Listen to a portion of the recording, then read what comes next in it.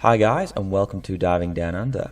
In today's episode I'm going to be looking at changing a battery in a Watersport dive computer. Now I am using the console mounted computer for this demonstration, but the method is the same with the wrist mounted computer. So things you will need are a tube or some viable source of diver grade silicone lubricant. You'll also require a spare O-ring in case the O-ring in the computer needs replacing, a flat-headed screwdriver, a coin that will fit into the slot in the back of the computer. You obviously need a computer to change the battery in. You don't need 5 batteries, you just need 1 battery, and a clean lint-free cloth. Now to start, make sure that your work area is clean. Now firstly, we need to open up the battery compartment.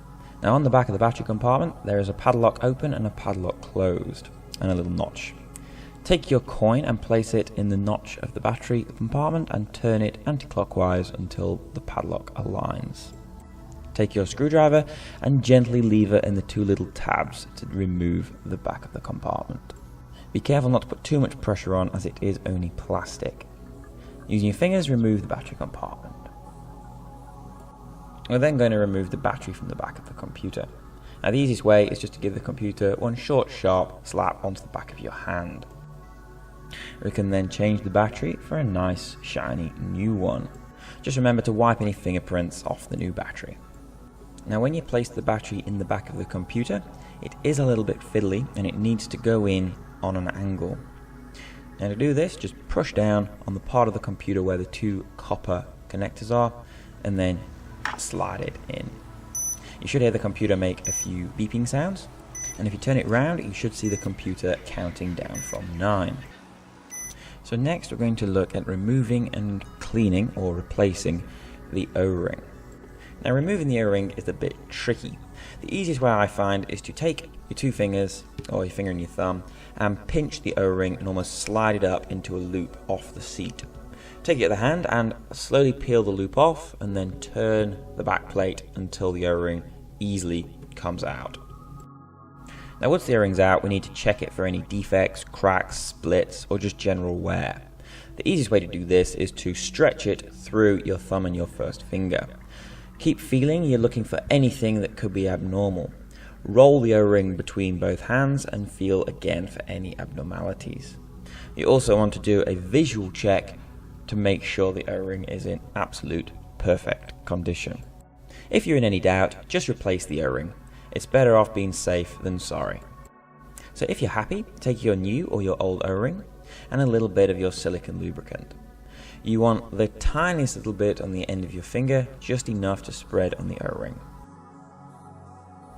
And so once you've replaced the lid, you can then rub the lubricant into your thumb and first finger. Using that, use your other hand to pull the O-ring through your fingers while rubbing the silicone lubricant all the way around the O-ring. Once you're happy with that, you can then take hold of your back plate, take the lint-free clean cloth, fold it into a thick corner, and then wipe the O-ring's seat in the back plate. You want to make sure that there is no salt, sand, or anything that can compromise the O-ring.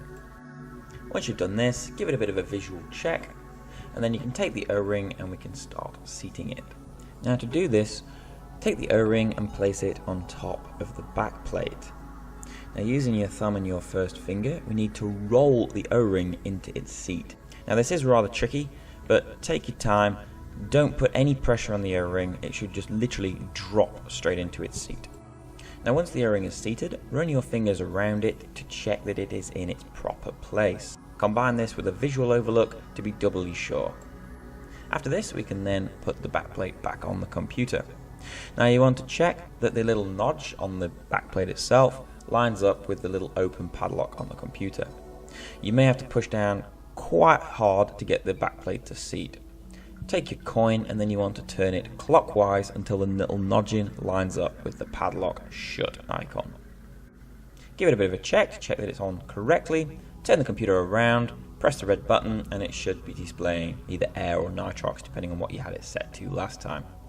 You will have to reset the time again, and there is another video on here that is how to use the Watersport, which has the time settings and everything included. Well, thank you for watching. I hope you enjoyed this video and it helps you out. Subscribe for more and have a great dive, guys. I'll see you next time.